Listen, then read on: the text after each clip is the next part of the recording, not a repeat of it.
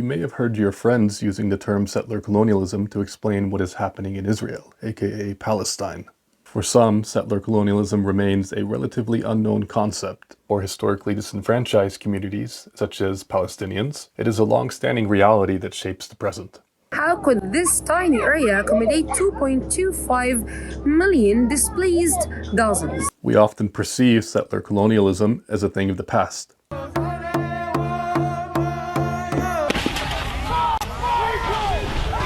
Countries that classify as settler colonial states include Canada, the United States, Australia, South Africa, and notably Israel. These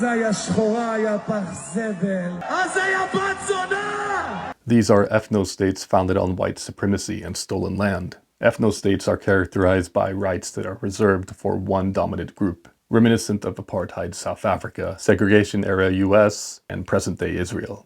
There is no inherent contradiction between the idea of ethno-nationalism and Israel as a settler colonial project. These concepts go hand in hand. Stolen land entails not only territorial acquisition, but also the appropriation of resources, signifying domination through extractivism, which in turn involves ethnic cleansing and genocide. I want to share a clip with you. Recently, a video resurfaced of a Jewish man confronting an Israeli tour guide during his birthright tour. These are 10-day journeys provided free of charge, specifically tailored for young adults of Jewish heritage to explore Jerusalem and the Golan Heights. Their purpose is to stimulate the interest of foreign citizens with Jewish backgrounds in settling in Israel. Listen to what he says to the tour guide. I hadn't asked anything. How would anyone know where the West Bank was? Because this map doesn't say anything. Israel sees the West Bank. It's part of Israel. Literally, like I said, Israel. The fact that Palestine even exists, though. Do you notice how even on maps, the existence of Palestinians is erased? The very establishment of Israel constitutes an erasure of Palestine by the occupiers. Jews are informed by Zionists from when they are very young that they are entitled to the land and the subsequent expansion of settlements. But let's go back to the concept of settler colonialism.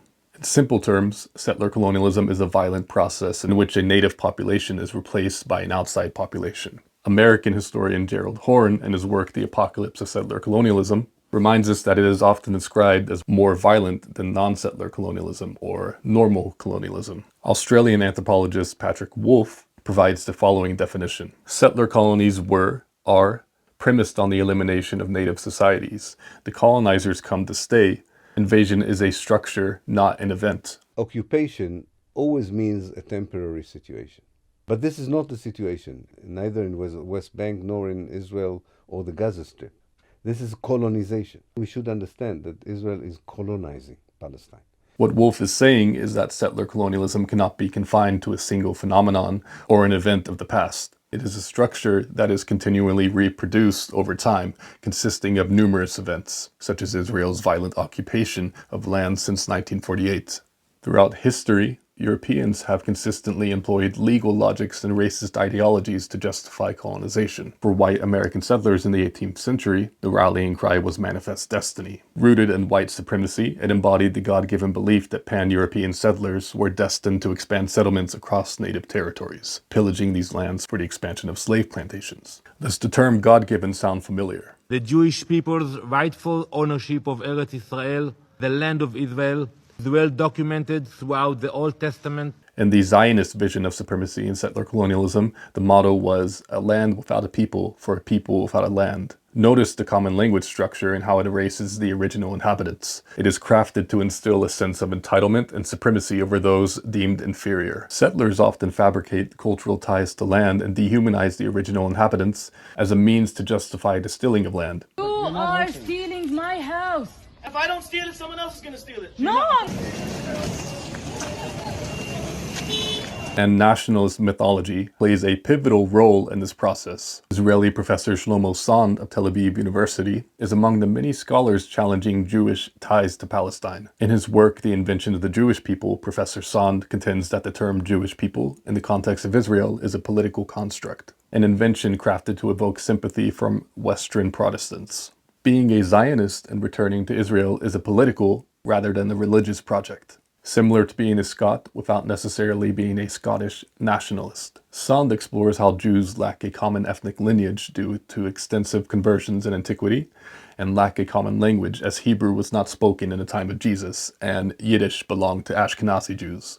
Ashkenazi Jews descended from the Eastern European regions, and other Jews descended from Iraq and Africa. The Jews have lived in Iraq since the 6th century BC. In his follow-up book, The Invention of the Land of Israel, Sand examines various angles concerning what constitutes the Land of Israel, what constitutes this territory. He delves into how those who conceived the idea of Jews returning to the Holy Land were mostly Christian Zionists. In the 1830s, figures like Lord Palmerston of Britain believed in this idea, thinking that British Jews colonizing the Ottoman Empire would enhance British influence in the region. The US has assumed this role in the present. Were there not an Israel, the United States of America would have to invent an Israel. My father pointed out to me I did not need to be a Jew to be a Zionist. On top of everything, Israel is barely mentioned in the Old Testament, and not even as a united kingdom that included Judea. Israel, during the limited time it existed, referred to northern Israel or Samaria over 2,000 years ago. Moreover, the term itself is a religious term. So how can one claim to be a secular state that includes the extended region today? What remains then when even biblical ties are debunked? Here's what we can say for certain. Supremacists form alliances with other supremacists against the oppressed. The 2 million people who live there, they are clever assassins. They need to be removed from that land. That land needs to be turned into a national park. Let's consider an example from settler colonial history. In his work, The Counter-Revolution of 1776, Gerald Horne discusses the pan-European alliance of settlers during the state formation of the US. Contrary to popular belief and nationalist mythologies, the primary motivation for forming the US was not merely to rebel against the British Crown. Horne argues that the abolition of slave labor was all but inevitable in Britain leading up to 1776. In response, the US was formed by a pan-European alliance of settlers to preserve the institution of slavery and counter rising slave revolts. This pan-European alliance represented a concentrated form of white supremacy. For these slave masters, it was highly lucrative for them to pool their resources together to consolidate power. But how does any of this relate back to Israel? Look at the main supporters of Israel today. It is the best $3 billion investment we make. You have the US, Canada, Australia, the largest settler colonial societies. This forms a pan-European alliance supporting a contemporary supremacist project, akin to the historical alliance of slave masters during the American Revolution. On the surface, Israel relies on fabricated ties to the land, asserting, "This is our God-given territory to colonize. We are indigenous to these lands, not the Arabs." זאת ארצנו, ארצנו הקדושה. הקדוש ברוך הוא הבטיח לנו את הארץ הזאת, וציווה עלינו לרשת אותה. Simultaneously, Israel serves as a highly profitable geopolitical asset for the US, allowing it to accumulate resources, sustain its empire, and maintain an imperialist presence in the Middle East. You say American exceptionalism, I call it supremacy. What we are witnessing today with this escalating genocide is a crisis rooted in stolen land. So the next time that someone shows you Israel on the map, remind them that it is Palestine, and remind them that Palestine is stolen land. Ask them what legitimizes their statehood if not only an artificially imposed supremacy and a brutal colonization supported by the West. If I don't steal it, someone else is going to steal it. No one is allowed to steal it.